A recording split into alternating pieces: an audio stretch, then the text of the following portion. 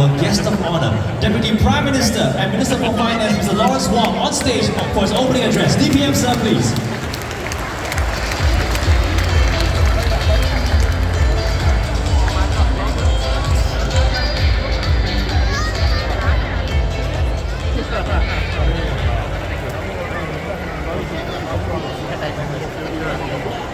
My parliamentary colleagues, Ms. Grace Fu and Dr. Amy Koh, distinguished guests, ladies and gentlemen, good morning.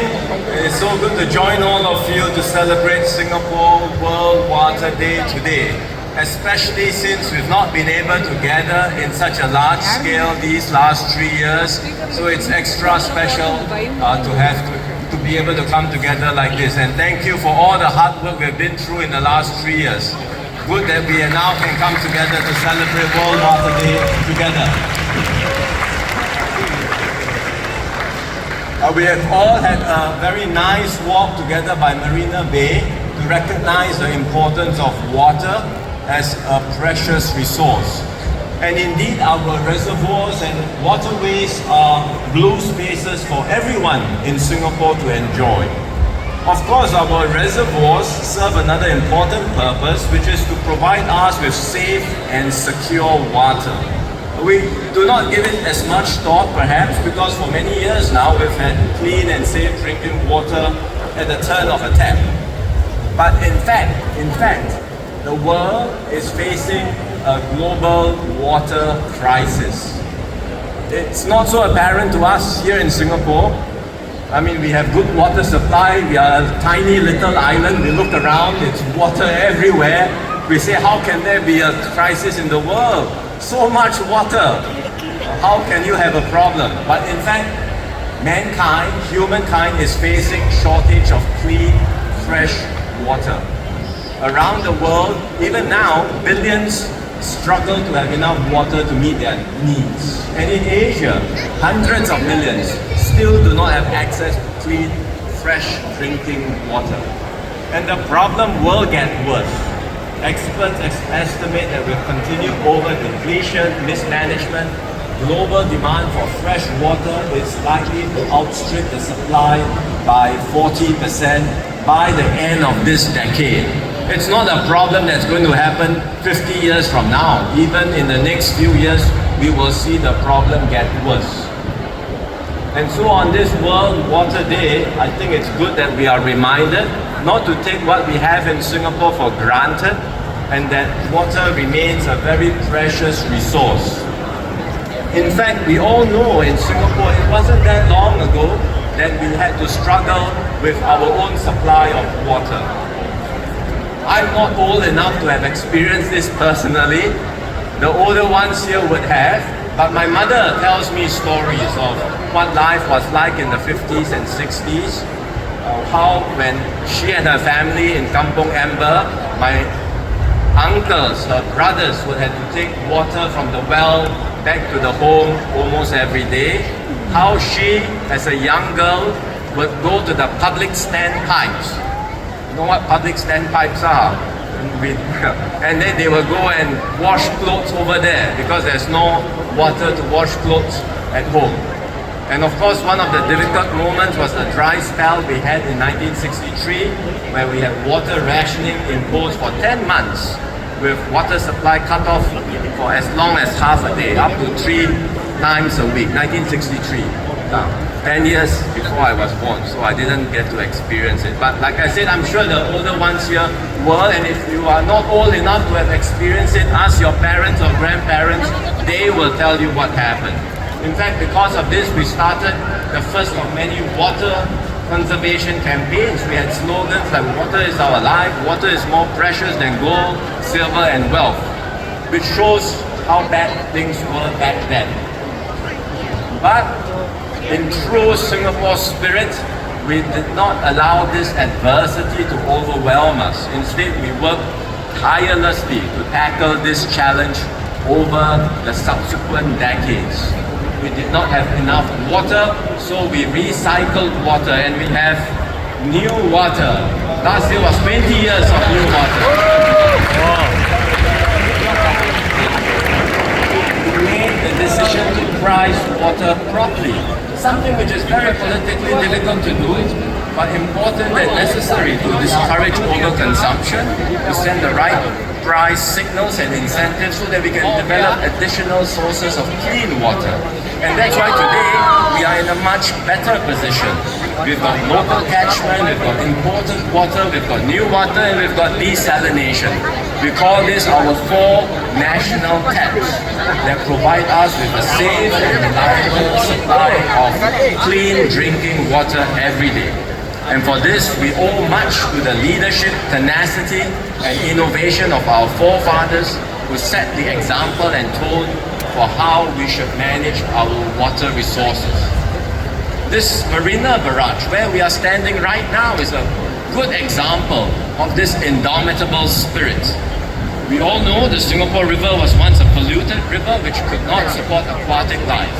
But now with the barrage, we do not just have a freshwater reservoir in the city, but a tidal barrier against floods and a place that we can all come together to relax and enjoy.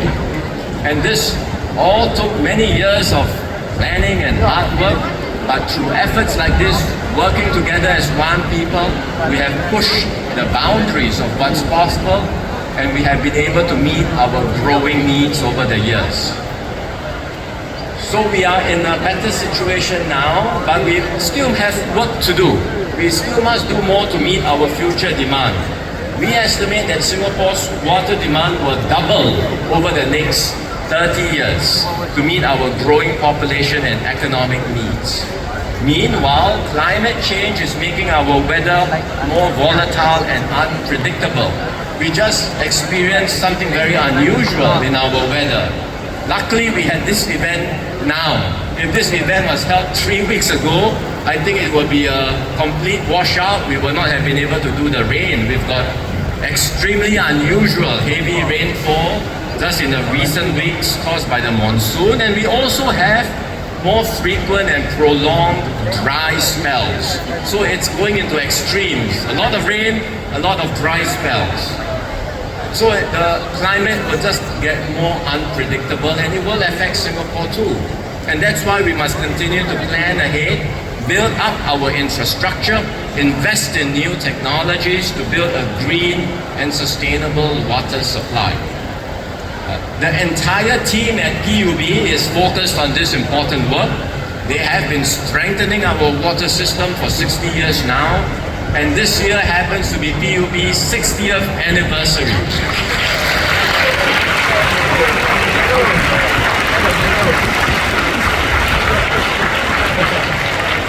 Over these past 6 decades, generations of officers in PUB, from our pioneers to the engineers serving today, have played a critical role in our security and prosperity. So I thank everyone in PUB, past and present, for your important contributions, and I'm confident that PUB will continue to do your good work for many more decades to come. Let's give them another big round of applause. Thank you. Of course, the water issue is not just for PUB to resolve.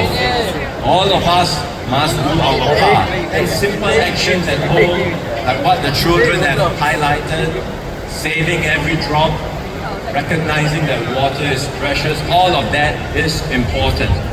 And beyond our homes, our businesses and organizations have a big part to play too, and I'm glad so many of you are represented here from our business community. All of our businesses take up more than half of Singapore's water demand, and this is likely to rise over time. PUB has been working with you, our businesses, to implement water recycling projects and to increase water efficiency. And from next year onwards, PUB will introduce mandatory water site recycling for new projects in water-intensive industries like wafer, fabrication, electronic, and biomedical sectors. This is mandatory for some of the water intensive industries implementing new projects. But all businesses, large and small, or everyone can do something for water conservation. You can put in place simple measures like water efficient fittings, harvesting of rainwater, and all this will not only help you reduce your consumption, but can also help you save on your water bills. And ultimately, we must cultivate and sustain a water is precious mindset, that every drop is precious mindset. So I encourage all of us to continue to save water, to use only what we need, and that's why we are also very happy to have all our partners here today, doing your part and being strong advocates for water conservation. Many of our schools have organized ground-up initiatives like water rationing. Many other organizations are doing their own campaigns, as we saw in the video just now. So I want to acknowledge all of our stakeholders here today for your efforts in championing water sustainability. Thank you all as well.